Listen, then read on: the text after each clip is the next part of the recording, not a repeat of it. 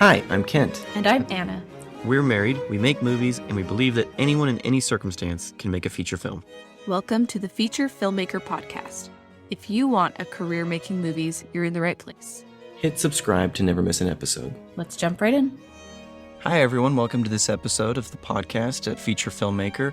And we are so excited to have you here. This is a podcast episode that we want to keep short and simple. I wanted to talk to Anna, who has worked directly with a bunch of clients regarding time management and motivation and several things like this relating to making films. And I think most of us don't want to really, it's not as exciting as talking about gear or maybe even just the craft itself or writing, whatever it is that is most fun for you to think about in terms of filmmaking, if you're like a cinematographer, a director, a writer, or whatever, or even financing films. I think a lot of us want to hear that stuff because we don't know how to do it.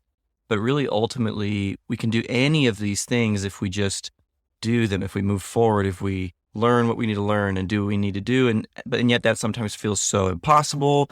We have all these mental blocks. And so today we wanted to talk about one of the things that we've been really focusing on, and it's a big theme of the challenge. So Anna, could you tell me a little bit, first of all, about what the free challenge is all about? Yeah, so I guess the problem is a lot of people want a career in this, and yet we don't really practice it on a daily basis. Like you said, we'll do a lot of stuff that's a lot like filmmaking, but it's not actually making films. It's reading about making films. It's thinking about gear. It's, stuff like that feels productive. It feels like we're moving forward, but until we actually apply that knowledge, it doesn't really go anywhere. So I think a lot of times we also think that we're waiting on something. We're waiting for money, time, connections, some sort of opportunity. But really, you don't need any of those things. All you really need to do is sit down and start working. Just a little bit a day is all that it takes. So the challenge is to help people do that. It's just something I've seen so many times with clients where if they set a very simple, very doable goal to work on their film, so for the challenge, it's 10 minutes a day, then they start to see huge results and a huge increase in confidence too, because they realize, I am a feature filmmaker. I'm making a feature film. I'm working on this every day. And you start to see results, and then you have a feature film, and it just changes everything.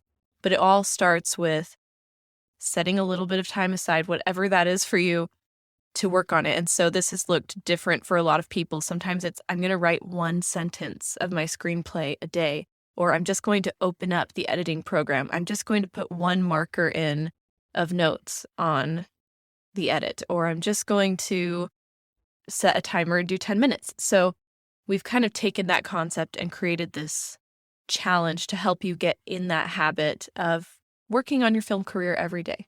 So my question is, Anna, have you implemented this habit or this approach to minimum baselines in your life, or even specifically the 10-minute rule that you're kind of doing in the challenge, specifically in your life in general and specifically in filmmaking? Yeah, I'm not perfect at it, but whenever I find myself in a rut where I'm feeling some dread going into a project, it's usually because I just haven't been consistently doing it for a little while, and I realize I've fallen out of this habit. And so then I have to more intentionally set an alarm, create a timer, make myself go sit down and get started. And that really is the biggest hurdle, is to get started. And there are times when I'm really busy and things are really crazy where I clock out after 10 minutes and I'm like, that's it today, I'm done. But most of the time I end up working much longer than 10 minutes. And it's just getting over that initial hurdle that is really tricky. Yeah, it's really interesting.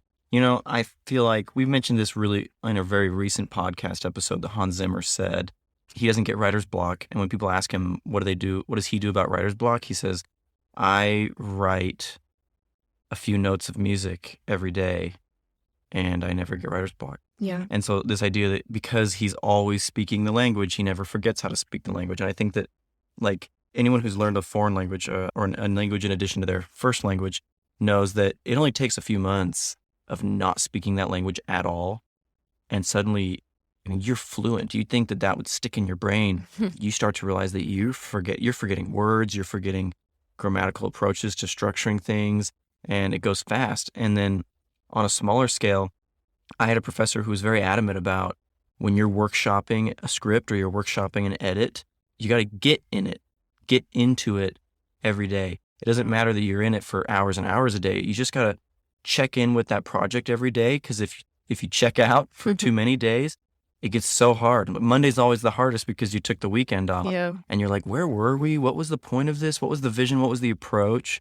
And I've found that to be the case. And so it can be hard. I think sometimes my biggest challenge in maintaining the 10-minute daily habit is if I forget, or if I lose sight of what's the big picture here, what was the point of it. But I think what I've realized recently is you don't have to be writing. Yeah. It doesn't have to be 10 minutes of writing. It could be 10 minutes of thinking. It could be writing on a loose leaf piece of paper and just scribbling all your thoughts down. Like, why am I doing this? What's the point of this? Why do I even like this story?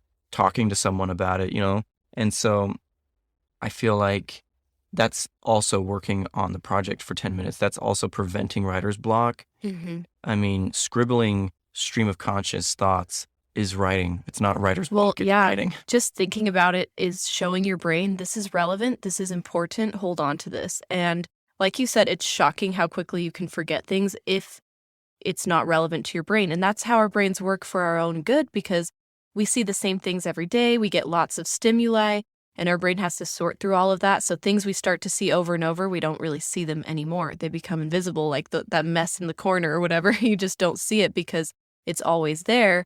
And your brain's looking for something new, something different, something relevant to what you're thinking about or working on. So it actually does help you remember. I lived in Chile for over a year, and I got to the point where I was always speaking in Spanish, dreaming in Spanish, thinking in Spanish.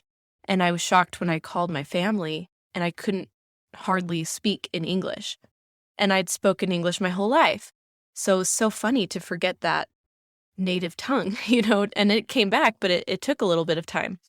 So, and the same can happen with film. And, we love to use this example from Art and Fear. This book talks about a study that was done, and I recently reread it and realized that I'd been saying it wrong. I kept saying it was paintings, but it's actually pottery. They did 2 different classes. One was graded by the weight of their pottery. They just had to reach a certain amount of finished products that weighed a certain amount. And then the other class had to just do one piece of pottery, but it was graded on its quality. And what they found at the end was that the people who did quantity, who weren't concerned about quality, actually had the higher quality pieces, because we can sit around all day and theorize like this other class did about what the perfect approach is to making a piece of pottery. But until we get down and start doing it, that theory only goes so far. Well, and they said that the class that went by weight, if you took the best piece of their pottery versus the one piece of the other classes, the one that had been putting out more output, they displayed a higher degree of an understanding of the principles that were being taught and everything. And so the 10-minute rule, if we extend that, for me, what it says is it's not just the number of days you spend on a huge passion project or even feature filmmaking. It's just the amount of work you're doing. And the alternative is to sit around and theorize, like you said, or try and make something perfect. And what we find is that we spend so long putting off it through passive action what we actually want to create that we never actually make any films. Well, unfortunately, we have 15 seconds left because in honor of the power of 10 minutes, we are going to create 10-minute episodes. So any closing thoughts, Anna? Yeah, I just want to invite you to do the challenge. So many people have said this. Successful filmmakers are always saying, just go do it with what you have, what you can do right now. So that's our invitation. Awesome. Bye. All right, bye. Thanks for joining us today. If you like what you're hearing on the podcast, you'll love the Feature Filmmaker Academy, a program designed to teach anyone how to finance and finish a feature film. There are many resources teaching you how to do a great job, but what they don't teach you is how to get the job in the first place. You cannot have a career making feature films until you've made at least one. Anyone can make a feature film using our proven model. It's risk-free.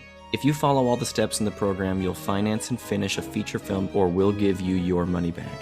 Learn more at invisiblemansion.com/feature filmmaker or click the link in the show notes. If you find this free resource valuable, we'd really appreciate it if you leave us a review or share it with another filmmaker. We'll see you next time. Bye.